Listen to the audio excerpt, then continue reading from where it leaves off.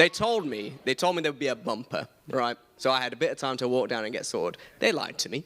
And so here I am. Today's a weird day for me. Hello, Ashley. Yes, I see you. Like, nice. I've just seen a giant wave from a young person over there. I know that guy. Like, yes, hi. Today's a weird day because the last time I was on this stage, I had hair. Like, and so now I'm bald, and I'm in this weird transition of like, just trying to find my feet of just navigating how to talk without hair. It's been a weird ride. And I thought I'd be over it by now, but I had all the young people on Friday just ask me like 20 questions about being bald when we gave them the opportunity to ask questions. And it was a bit weird, just like, I thought we were past this, guys, but clearly not. But anyway, we are doing a little bit of a series called Walking the Walk. And I get to just kind of introduce this today, and I was trying to think of just who has inspired me and just made me think, wow, what a good walk. What an inspirational walk. And you know what? We're kind of like in the wake of the Queen's death. And I think, man, she's an incredible lady, isn't she? Like, whether you're like a royalist and you're dedicated to the family, or whether you're not that interested in it, we can all kind of agree that she was fantastic. That there was no blemish, there was nothing that you could say about her that would actually, like, no one could question her integrity, no one could question her faithfulness. She was an incredible lady. And what blew me away was kind of, obviously, people had the opportunity to kind of queue up and get to meet her. Some people were queuing for 14 hours. And I was thinking, whoa, that's a long time. Like, that's a really long time. Like, we get fed up when we have to, like, go to the airport for a couple of hours or 2 or 3 hours of trying to just get there. But actually, 14 hours is a really long time. And I was talking to a friend, I was thinking, who would you actually like queue up for to meet for 14 hours? And I was trying to think, I don't really know. Like, because I'm just trying to focus and process how long 14 hours really is. And the only people I could really think of that I could kind of sit in a queue and do nothing for 14 hours is probably like a close friend or a close family member. Because those are the type of people that I get to walk life with, I get to see their journey, and I'd be so wowed and so inspired by their walk that actually, if I catch a glimpse of or become a little bit like them, I've done a really good job in life. And I feel like that's the same with the Queen. Like, if we could just be a little bit like the Queen, a little bit of her character, then we've done a good walk. And so I was wondering and thinking about whose walk just wows me in the Bible, that I look at and think, they've lived a good life. Wow, they've done a really cracking job at doing the right things. If I could just be a little bit like them, then I've done a good job. And the one person that kept coming to mind for me was a man called Peter. Now, Peter, he was a cracking Christian. He did a great job. And a couple of things, this is his resume, right? This is a couple of things he did in his lifetime. The dude walked on water, which, put your hands up if you've walked up on water. None, I thought so. Like, he's incredibly done that. Whenever he preached, his first ever talk that he did to a group like this, over 3,000 people became Christians. I was like, that's flipping good. My goodness, like, the bar has been set high. When he was strapped for cash and he saw a person that asked him for some money, rather than give some money, he decided just to pick him up and heal him, so then he never had to ask for money again, which, like, that is impressive. That is wow-worthy. And another time, when he was in prison, because people didn't like all the things he said, so sometimes he got thrown into prison, an angel swooped in, opened the doors, and somehow he walked out of there free of charge and, like, confused as to how he got out of there, which is amazing. These are all cool and exciting stories about Peter, and his resume is really impressive.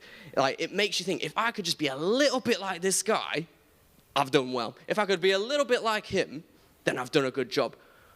But that's not why I love Peter. What I love about Peter the most is, although he sounds really impressive, and though he sounds like he's a really elite and I could never relate to him, he was a regular guy. He was just a normal bloke like me and you. Because, like, his life wasn't always like that. It wasn't always crazy. And what I want to do today is I want to tell you a little bit of a story about how Peter started on a little journey. Well, not a little journey, a little step that ended up becoming a giant change and transformation of his life. Because Peter started out as a fisherman, which for us these days, it's be the equivalent of him working at the steelworks, or be working at Tesco, or be working at the Amazon warehouse. It wasn't an exciting job. It was just something you did, just something to pay the bills. And there's a story in a book called Luke, and so I haven't got time to go into it today, but if you want to look at it, it's in Luke chapter 5, verse 1 to 11. And so there's a story about him, and he seems to be in trouble. We don't know specifically if he's in trouble, but he's going out fishing. And in those times, if you was going to catch a fish, you need to go out at night. And if money wasn't tight, or if money wasn't an issue, he'd just kind of like, if it wasn't working, he'd give up quickly. But actually, he's there all night trying to fish. He's there from sundown to sun up, desperate to try and catch a fish. Which to me, that says that he needs money. I don't know what the issue is. Maybe he's got debt. Maybe he's just trying to put some food on the table. Maybe maybe he's trying to pay his rent. I don't know what the issue is, but something is not right because he's trying to fish all night. And so he's there. And the annoying thing about this story is he gets nowhere. He's fishing all night and gets nothing. I can't imagine how frustrating that is, because he's there, and I'm just trying to picture it. You throw a net. You pull it back in. Nothing. 8 hours of dedication for that. Does anyone work night shifts? Anyone work night shifts? How bad is it? Like, night shifts are tough, but they're even worse when things go wrong or it doesn't go to plan. I don't know how you keep, like, the discipline. I don't know how you keep the patience, because that's a frustrating time. And Peter is going through the frustration of getting nowhere very fast, to the point the sun is up. There's no point now trying to fish because the fish can see the net, and so they try and escape that way. And so there's really no point. So they're packing it in. And then as he's sorting it all out, there is this rabbi, this teacher, this educator. He's come around, and there's loads of people following him. And he's a little bit confused as to why this is happening. But he's there, and the teacher, he comes along and says, "Hey, can I borrow your boat?" Because the boat, it's made of wood, it's got good acoustics, it's like a little mini stage, it'll just help me talk to people. And he says, yeah, but flipping it, right? Talk about an easy way to get someone into church. Like, what's he gonna do, right? He's borrowing his boat. He can't just leave the boat. He kind of has to stay now, even after his night shift. And he said, because otherwise, what's gonna happen? Someone's probably gonna nick his boat.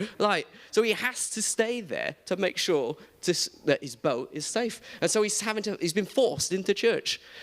Oh, I know how that feels. Oh my goodness. That's literally how I got on this stage, you know. But he's there, he's being polite, he's borrowed the boat, and we don't really know what the guy is teaching about, what Jesus is talking about. And part of me thinks maybe that's because he's distracted, because he's had a bad night.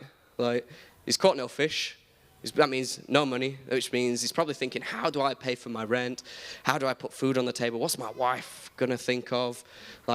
He's just distracted. Has anyone ever been distracted in church?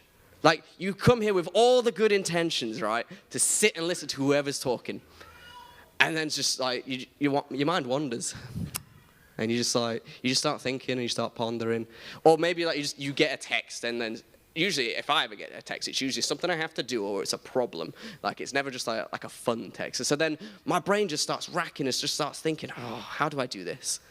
How do I deal with this problem? Or how do I pay for rent? Because even life right now is a bit chaotic. It's a little bit crazy. It's a little bit all over the place. And Peter was distracted.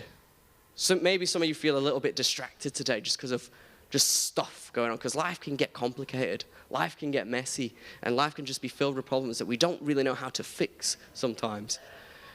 And so we don't know what happened in this story in terms of the teaching. We don't know the information. It could have been the most greatest pearls of wisdom in the world, or it could have just been some random parable or story that just sounded neat at the time. I don't know. I have no idea. But then we have this moment. They've finished the story.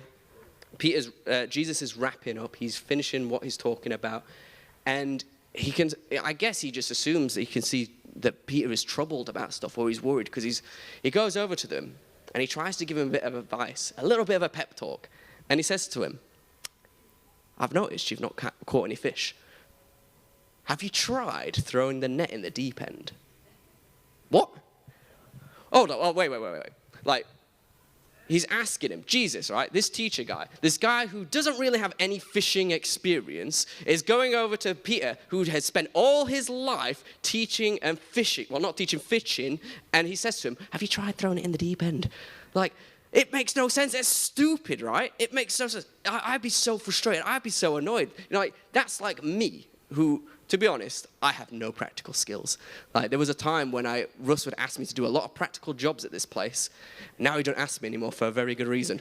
Like, it's like me going to someone like Graham, who is the original Bob the Builder, and just trying to give him tips, trying to give him some advice. Like, I can't even think of an example. That's how bad I am at practical stuff. Like, and he's me going over to him and saying, hey, here's some advice for building. Are you kidding me? It's ridiculous. It's so stupid. I don't know how Peter was feeling. I'd be frustrated because I'd be tired as well. Night shifts, you lose your patience on them. And so someone coming over that doesn't really have experience is telling you, hey, why don't you just throw it in the deep end? It might work, maybe. But if you did know, if you was a professional Jesus, you would know that the fish would see the net during the day, and so you wouldn't actually go. But this is what Peter does. He's a polite gentleman. And he says, okay, I'll give it a go. I wonder if there was sarcasm, you know, just so he could just go like, see, good job, mate. That was great. You did a wonderful job. But he does it, and he gives it a go. And says, okay, I'll go fish in the deep end. Good idea. And he does this. And then all of a sudden, he sat there. Then all of a sudden, the boat starts to creak. The nets begin to strain, and the boat starts rocking, and he's confused. What? What's going on? And he looks, and all of a sudden, hundreds of fish are now in this net, to the point where there's that many fish, the boat is starting to give way, and he has to call his buddies over in another boat to try and get this net of fish in. And he's stunned. It makes no sense. This teacher guy who gave not really great advice about fishing has given him the greatest advice about fishing. And he's there, and he's got more fish than he has in his entire lifetime, and he's stunned. It's a miracle. It makes no logical sense, but here he is with a boat filled with fish. His greatest problem has been fixed. All the worries, all the strife, all the issues that he had are completely gone just from this one moment with Jesus. It's wild. It's crazy. And what I learn from this little bit of the story is simply this. You could be fighting the same battle countless times, but it takes one word from Jesus and it changes everything. It changes everything. And I don't know what your struggle is right now. I know this is a time and a season where a lot of things are difficult right now. Maybe it's something internal within you. Maybe you're struggling with a mindset. Maybe you're struggling with anxiety or depression. Or maybe you're struggling with an addiction of some kind. Maybe you're struggling with a physical ailment. I don't know what it might be. But one thing I do know is if we go to Jesus, one word from Jesus is able to change everything. One word from Jesus is able to change that situation to be something that no matter how much you have been striving, it can change it in an instant. But back to the story. See, Peter's now in this situation where he's been with Jesus, he's listened to him, and he's had this moment, and it's all a bit awkward, and he realizes there's something different about Jesus. He's not just a regular teacher, He's got skills. Like, he knows what he's doing. He can, like, he's very good at what he can do. And he's quite brutally honest with Jesus. And he says to him, go away from me, Lord. I'm a sinful man. He recognizes there's something holy or something powerful about Jesus. He's like, Jesus, I'm a mess. Jesus, I'm dysfunctional. Jesus, I make mistakes. Jesus, I'm not worth your time. I've got issues. And what I love in this story is because this is how I think it would go, but it doesn't go like this. Jesus doesn't come over to him and he says, now sort your life out. He doesn't say it. He doesn't say, but we think that that's what Jesus would say, that if he's met with a person that is broken or dysfunctional, he doesn't say, sort your life out. He doesn't say, get it together and then we'll catch up over coffee. He doesn't say, when you have got it all together, then we'll be good. No, he says this, and it's simply this. He says a quirky fishing metaphor, because he's a fisherman, and he says this, from now on, you're going to catch men. You're going to catch people. What does he mean by that? It simply means this. Hey, follow me. I got some stuff to do. I got some things that I've got to take care of while I'm down here. I got to change this world, and I want you to help me. It makes no sense. But this is what I love about Jesus, is his primary goal isn't to fix you, but to have a relationship with you. Like, he doesn't care about the stuff, because he's going to deal with the stuff another day. But actually, he cares more about who you are. He cares more, he doesn't care about your sin and what you have done. He cares about who you are and what God says you are, because you are a son and daughter of God. He cares more about who you are, not what the stuff is in your life. And what I love is that even if you never changed your ways, Jesus will still love you. Even if you never had a dramatic moment where I'm going to change my life and I'm going to turn in the completely other direction, even if that never happened, he'd still love you. You are not a project that he's trying to fix. You are someone that he loves. You are someone that he likes. You are someone that he wants to spend time with because he cares about you. He's madly in love with you, and he will do whatever it takes to try and get you to be with him. And here's the thing. If you spend time with Jesus, odds are you're going to change, not because that's the goal, but because when you spend time with people you love, by default, you become more like them. By default, you become a little bit more like that person. Because whether you are married to someone or have close friends, you become more and more like them. And it's the same with Jesus. When you walk with him, you'll start to become a little bit more like him. You'll see how he deals with things and see how he navigates life. And you'll think, that was a good way of doing that. That was great. And you know what? I want to be a little bit more like that. And so Peter is kind of in this place, this awkward situation of acceptance, of being so welcomed despite his dysfunctions, despite his sin. And Jesus said, hey, come follow me. Hey, come follow me. And it kind of blows my mind, really, because he goes with him, which is a little weird for me because he's just had this radical moment where he's got 100 fish in his boat. That's life-changing money during them times. He could start a business. He could start his own empire. If he has any debt, it's all gone. He could probably afford to pay for his entire house. It's all good. The dream has been happened. He's got everything he needs, but yet he chooses to scrap that and go and follow Jesus.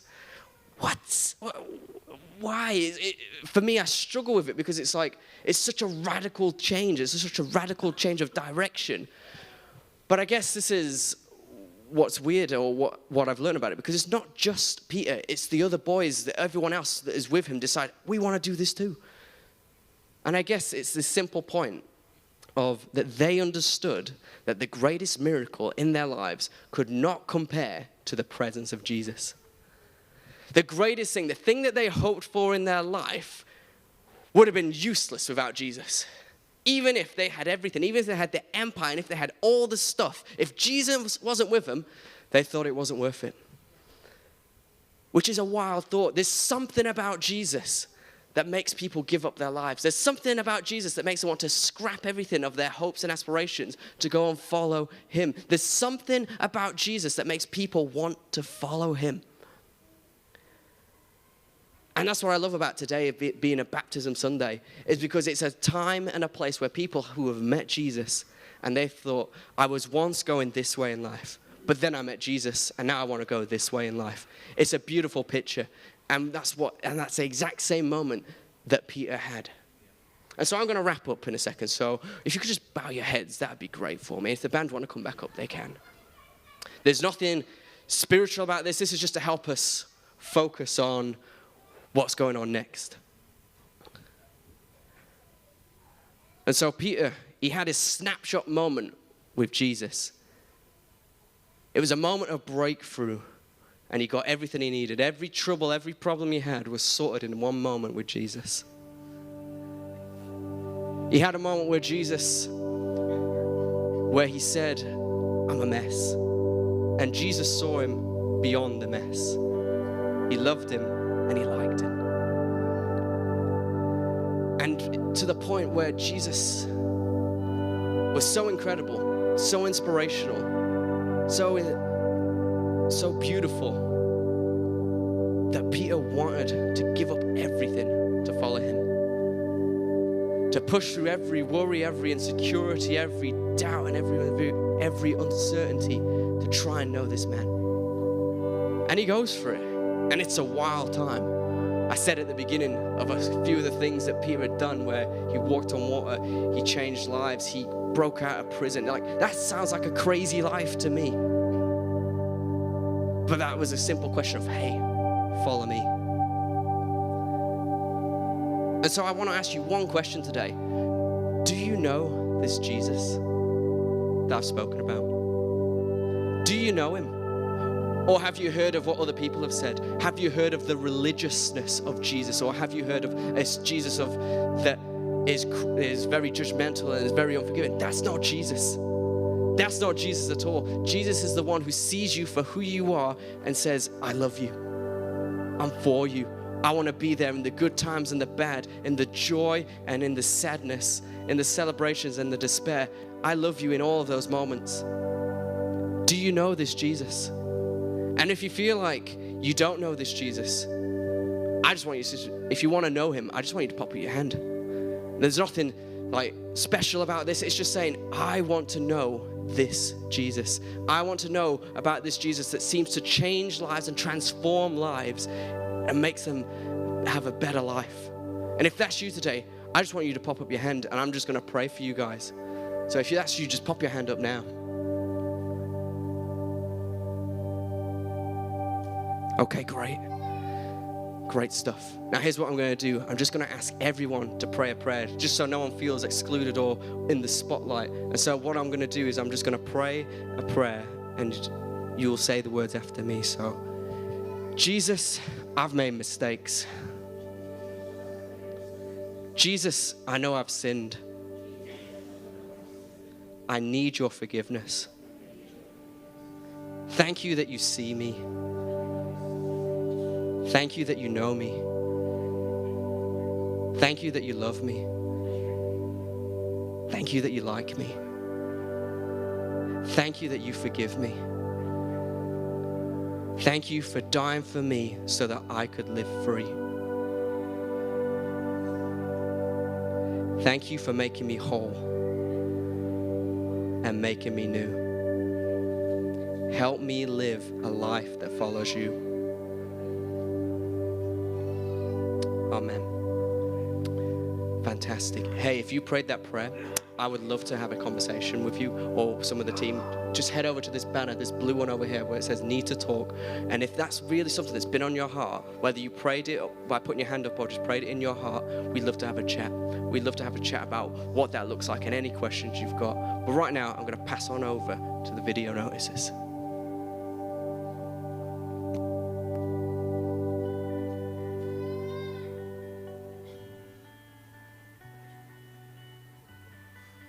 When you made the decision to follow Christ, something inside of you woke up. Your soul was alive for the first time. The decision was very personal. That first spark of life was just between you and Jesus, but it couldn't stay hidden for long. God's presence has affected every part of your life, bringing light to even the darkest places. And now, it's time to let it show.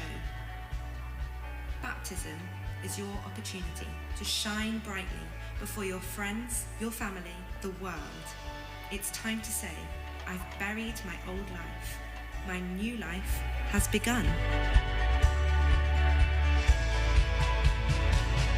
Baptism is a declaration. It's a line in the sand. It's time to let God's light shine for everyone to see.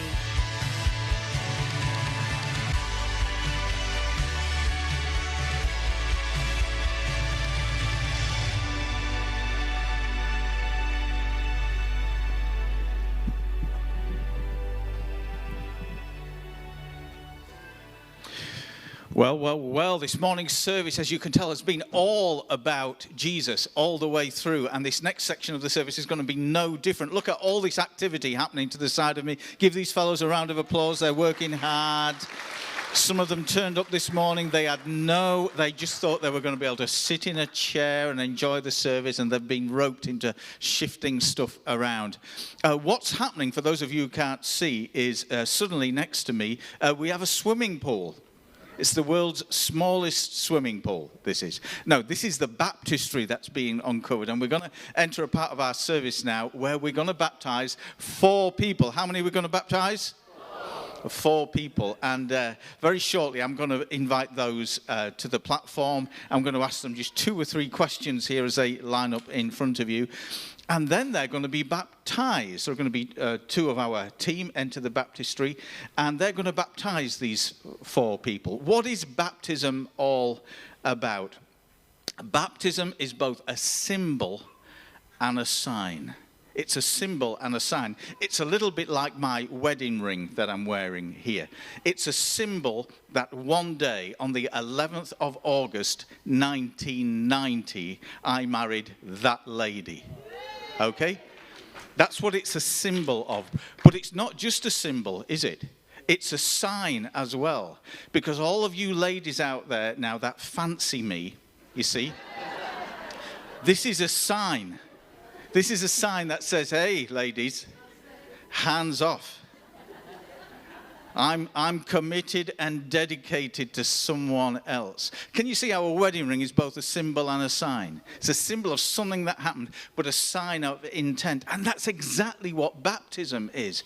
The people who are going to be baptized, they're saying, hey, there was a time when I didn't follow Jesus, but then I have decided to follow Jesus. But they're going to be asked a question in the baptistry. They're going to be asked this question: are you going to do your best to live for Jesus every day of your life? And then comes the sign part, because we hope they say yes. And if they say yes, then we're going to baptize them in the name of the Father and the Son of the Holy Spirit. Baptism is both a sign and it's a symbol. Why do we do it? We do it simply because we read the Bible, and the Bible doesn't give us any option not to do it. See, we all know that Jesus' first miracle was turning water into wine. Who wishes they could do that, right? Just turn that tap on. Lovely Chardonnay. Wouldn't that be amazing? Anyway, so Jesus' first miracle was turning water into wine, but that wasn't the first thing he did publicly. The Bible tells us the first thing he did publicly was be baptized in water. He went to the dirty river Jordan, and the only person who didn't need to be baptized, the only person who ever in the history of the world didn't need to be baptized, called Jesus, got baptized. To be able to say, this is what you need to do. This is why it's important. That's how Jesus started his ministry. And then right at the end of his ministry, after he had died, risen, and he was just about to ascend back to heaven, he gave his followers a speech. And in the middle of that speech, it says this: go into the world, make disciples, baptizing them in the name of the Father and the Son and of the Holy Spirit. Jesus started his public ministry by being baptized, and he ended his public ministry by teaching his followers that they should baptize people. And from that moment on, it seemed like the church, and particularly the church that we read in the Bible, they were in a hurry to baptize people as soon as they committed to following Jesus. That is why every 3 months here at newLife, we have a baptism service. And very shortly, I'm going to invite the kids back in, okay? Because I can hear them in the other room. They've all fallen silent. They've fallen silent because they've told they're going to rush in here any minute and get the best view in the house of people baptizing. So we're going to play some music in a second. The kids are going to come back in.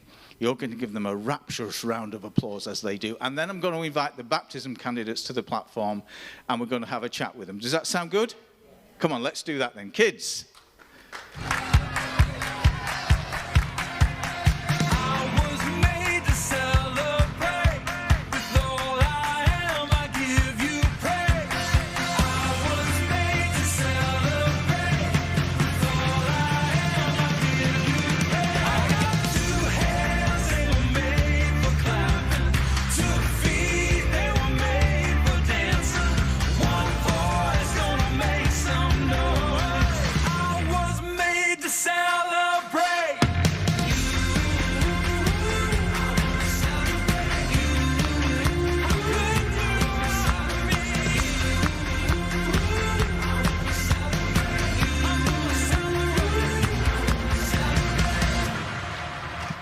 Great. Okay, I'm going to invite to the platform now Shannon, Bonnie, Michael, and Trevor. Shannon, Bonnie, Michael, and Trevor. Round of applause for them as they come.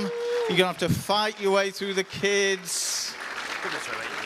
Come and join me right here. Come on. Oh, it's a squeeze. Don't go in early, Trevor. Don't go in early. Careful as you go. And we've got Elena and Dan in the baptistry already. What's the temperature like, Elena and Dan? It's a little cooler than last time. That's probably a good thing, though, because you're not turning red yet. Ladies and gentlemen, we have Michael here, Shannon, Trevor, and Bonnie. And all four are going to be baptized today. Would you like just to know a little bit about them? Is that all right? So I'm going to ask them just 2 or 3 questions each, and then the band are going to lead us in a song. They're going to lead us in the same song that is written on the front of the T-shirts. I have decided to follow Jesus. And I'm going to help each of them down the steps to Dan and Elena, where they're going to be asked a couple of questions, which we hope you answer in the affirmative to. And then you'll be baptized.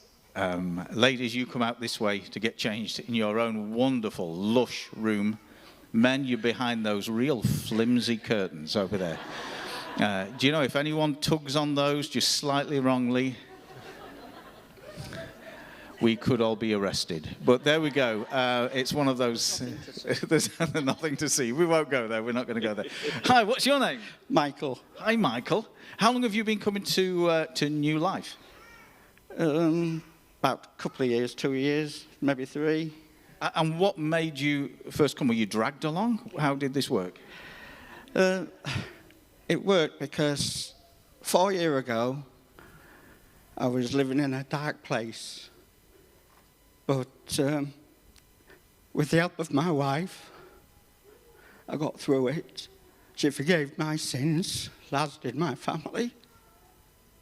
And that's how I come to church for forgiveness and to follow Jesus. Wow. So, and you saw a change in your wife as well. That's what enticed you. Yeah, she was. I mean, don't tell us all your wife's secrets, but just... But she was my soul, my heart, and she just helped me through it.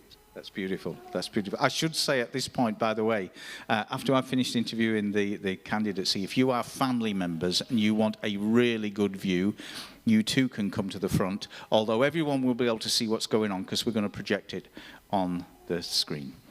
Yes, you're going to be huge.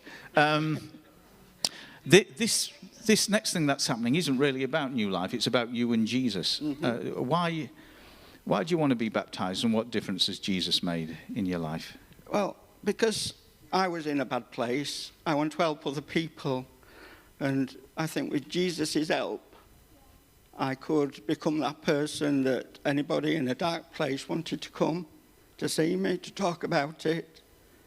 And I just want to help other people with Jesus' help.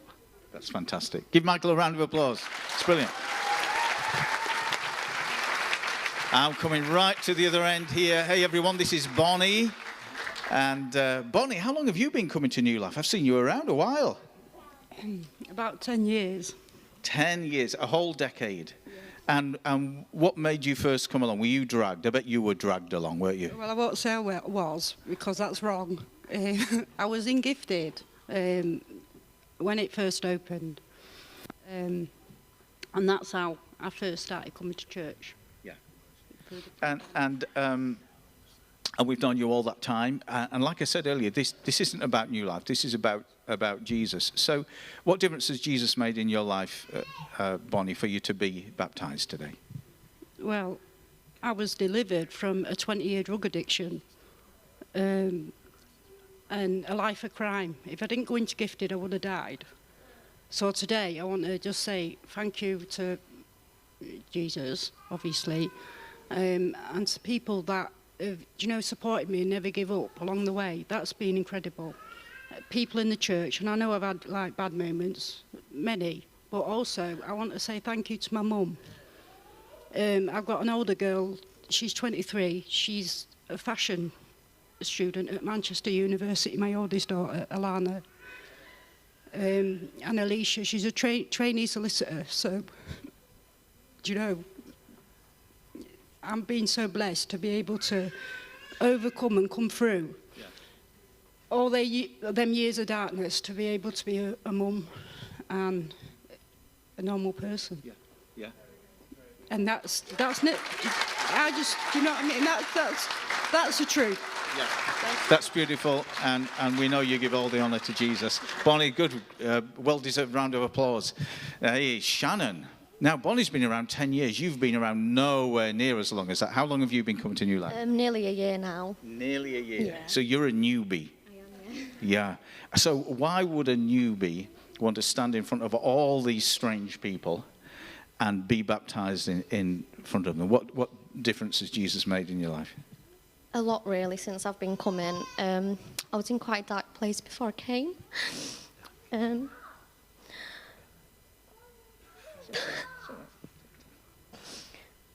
My mother-in-law's always preached Jesus. One day, just decided, right, we'll come.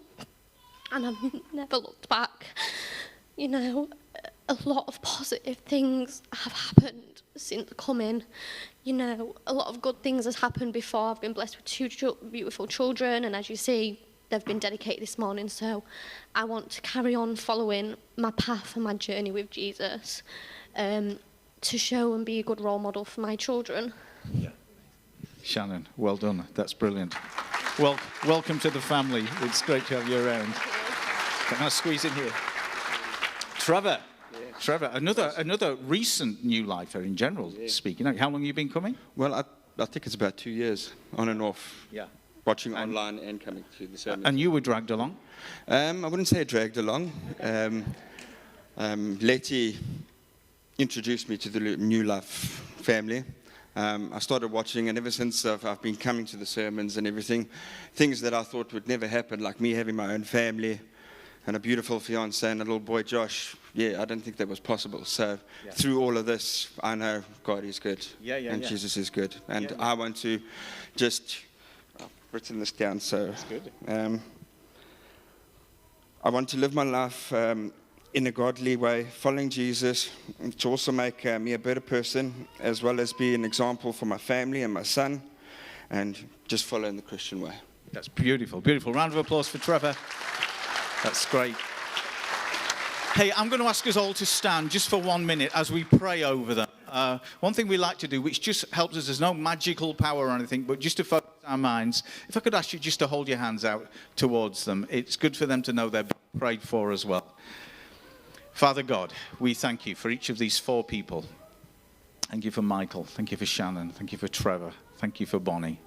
They're doing this not because it's a show, not just because they want to get wet, but they're doing it because they want to just show that symbol that they belong to you, and then give a sign that they're going to do their utmost to live for you every day of their lives. And so, Lord, as a family of people now, we just pray over them blessing and goodness and mercy. Let it follow them every day of their lives. Lord, will you set them up for good things as they set you up to pave the way for you to become light and to shine in this world. Let this day be memorable and special for them in your name. And everyone said, Amen. God bless you. This is what's going to happen now. You can take your seats. The band are going to lead us in a song. And that same song is going to go on as they're being baptized. And I'm going to just help you down the steps in the order that you're lined up now. Is that okay?